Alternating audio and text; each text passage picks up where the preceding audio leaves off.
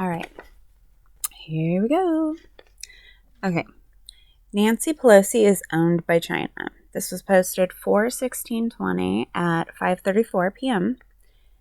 And this is through a forum where people are talking about things, and it's interesting because I have verified a lot of these. Just DuckDuckGo it and you will find all that you need to find. Okay, so says that basically she's an inside trading crook. Pelosi may present herself as the defender of the little guy. She is anything but. In 2018, her net worth was roughly $160 million. She is married to Paul Pelosi, who runs top-tier investment and real estate firm in San Francisco. Over the course of decades, as Nancy has risen through the ranks of the Democratic Party, the Pelosis have gotten fabulously wealthy. There has also been an almost unending number of allegations that Paul Pelosi has benefited from what is known as insider trading. That is, he has made sometimes enormous purchases of stocks based on information allegedly provided to him by Nancy, who is privy to sensitive and non-public information by way of her position. The most recent example occurred earlier this year. Nancy Pelosi had meetings in mid-February where she was handed secret information about the coronavirus that the rest of the country was not given. Immediately following those meetings, Paul Pelosi made massive purchases of stocks in tech companies in which he had not previously invested. All those companies have since substantially outperformed the market, and Pelosi has made huge profits. In 2014, Paul Pelosi invested in a company called SunEdison Solar Energy. Shortly thereafter, with the assistance of his wife, SunEdison received $1 billion in federal subsidies. There is something else at work here, however. Paul Pelosi does not just buy and sell commercial real estate. He doesn't just cash in on his wife's influence and privileged status. He invests, and much of that investment is in Asia generally, and China specifically. Nancy Pelosi has long condemned the outsourcing of manufacturing jobs to foreign countries by American corporations, but the Pelosi's investment portfolio contains no investments in any domestic manufacturing companies. Instead, it has extensive holdings in dozens of companies such as Cisco, Sun Microsystems, Apogee Networks, and NetClerk that outsource jobs and have non-unionized workforces. All right. Well, here we go into some other fun stuff. So that might just be it on specifically Pelosi, but here we go. More political stuff. The delegation reiterated the imperative of respect for religious freedom and expression in Tibet. I can never say it. Okay, autonomy and democracy in Hong Kong, and respect for human and women's rights across China. The delegation also expressed specific concerns related to the recent arrest and detention of human rights lawyers and activists.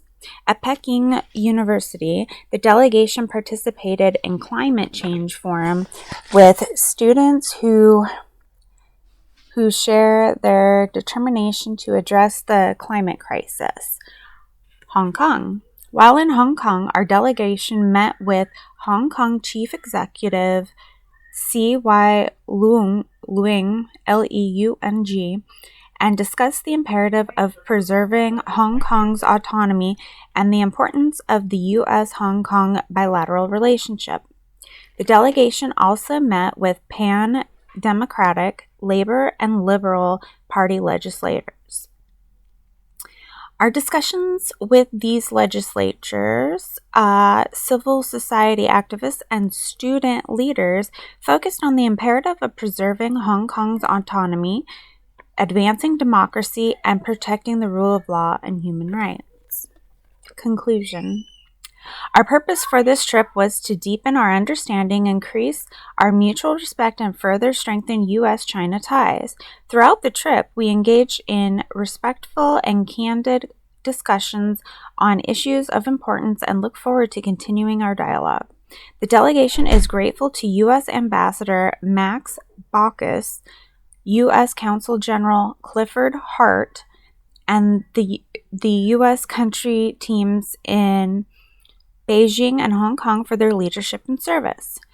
In addition to Leader Pelosi, the members of the delegation are, here we go, Congressman Jim McGovern, Democrat, Massachusetts, co-chair Tom Lantos, Human Rights Commission, member, Agriculture Committee, Rules Committee, Congresswoman Betty McCollum, Democrat, Minnesota, Appropriations Committee, Congressman Timothy Waltz, Democrat, Minnesota, Armed Services Committee, Agriculture Committee, Veteran Affairs Committee, Congressional Executive Commission on the People's Republic of China, Congresswoman Joyce Beatty, Democrat from Ohio, member, Financial Services Committee, Congressman Alan Lowenthal, Democrat, California, Foreign Affairs Committee, National Resources Committee, Tom Lantos, Human Rights Commission, Congressman Ted Lieu, LAU, Democrat, California, Budget Committee, Oversight and Government Reform Committee, Congressional Executive Commission on the People's Republic of China. According to her 2011 financial disclosure statement, Pelosi received between $1 million and $5 million in partnership income from Matthews International Capital Management, LLC, a group which brags about its singular focus on investing in Asia. Paul Pelosi was listed as one of the directors of Matthews International Capital when it was formed in 2010. Funds managed by the company include the Asian Growth and Income Fund, the China Dividend Fund, the Pacific Tiger Fund, and the China Fund. The description of the Matthews China Fund reads in part, quote, under normal market conditions, the Matthews China Fund seeks to achieve its investment objective by investing in at least 80% of its net assets, which include borrowings for investment purposes in the common and preferred stocks of companies located in China. The most recent SEC report for Matthews International shows huge stock holdings in Chinese companies like Bilibili, Bilibili, one word, China Mobile, Huazhu Grao, Huazhu Grou, Weibo, Weibo, and Yum China Holdings. Matthews has $24 billion in investments under management. Paul Pelosi's longtime business partner is San Francisco investment banker William Hambrecht, Hambrecht. At various points, Paul has had holdings in at least half a dozen companies tied to Hambrecht's investment banking firm, W.R. Hambrecht and Company. Hambrecht has also been invited more than once to Washington, D.C.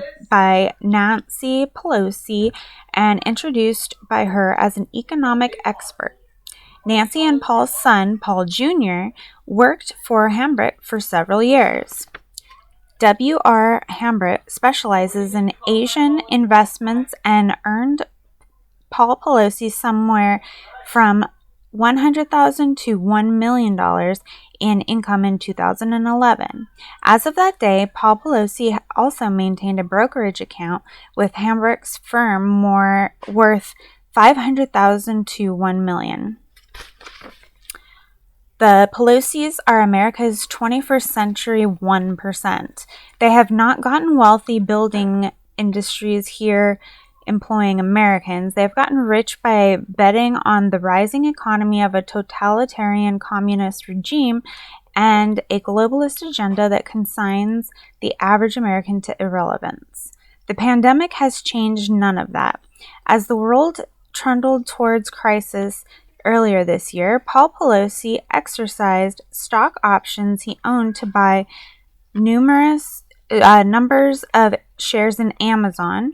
Americans locked down at home, out of work, and watching their savings vanish are now more than ever forced to rely upon Amazon and purchase made-in-China products online. The Pelosi's are getting rich off that misfortune. As we go forward after the pandemic and contemplate how to change the nature of our relationship with China and decouple, Nancy and her husband and all their globalist friends are the opposition. We will have to overcome. You may think climbing in bed with Beijing and its cronies was a very bad idea. The Pelosi's beg to differ. I think it's time to break out the guillotine. Wait, I didn't say that. And then notice how all that talk about insider trading in Congress went away so quickly. Fair enough. All right, so my friends, that came from multiple things. Okay, so that's Nancy Pelosi. Let's see what else I got I can add in here. Okay. All right. Now we're going to skip back over to Hunter Biden and his nonsense. Okay. Archer could not be reached for comment. His lawyer did not respond for requests for comment. Messrs. MESIRES, Hunter Biden's attorney, did not respond to a question about whether Hunter Biden knew of Heinz's warnings. This is probably the next page of my last post. All right. So this was 9/30/2019. Stop. Their website comes up as non-existing. ThorntonAI.com. I had to go back to the Wayback Machine to find this. The links were all removed. Thornton Group accompanied Vibrant or Wybrant, whatever, digital to meet with CCPIT, Henan Province, Vice Governor and Vice Chairman of this standing company. Michael Lynn made remarks at SLLF board meeting, visited United States. Thornton invited to address M of Com, first Sino-U.S. Provincial State Legislative Leaders Forum sponsor. Thornton explored American construction cooperation and opportunities. China Railway Construction Corp. warmly welcomed the visit. West China International Investment and Cooperation Forum held in Hunan, I think. Okay, Veolia and Thornton Group visited waste to energy and sewage treatment. Thornton Group assisted delegates from the Hangzhou Economic and something. The vice chairman of CCPIT's subcouncil of Hebei HEBEI province.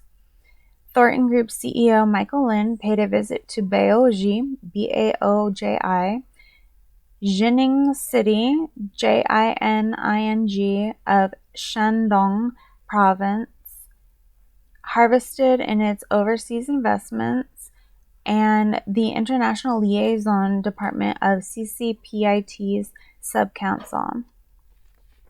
Bulger, of course, was related to Whitey Bulger, the crime lord protected by the FBI, and partly, one assumes, by Mueller, Mueller, who was then murdered in prison.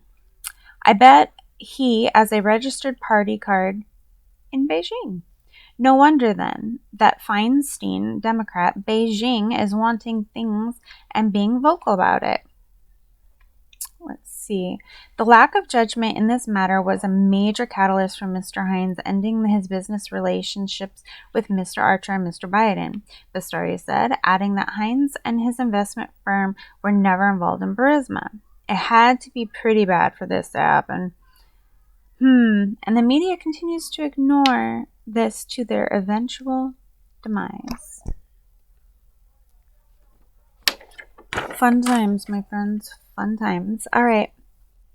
I'm going to end this video here, and we'll pick up on another one here in a minute. All right. Stay safe.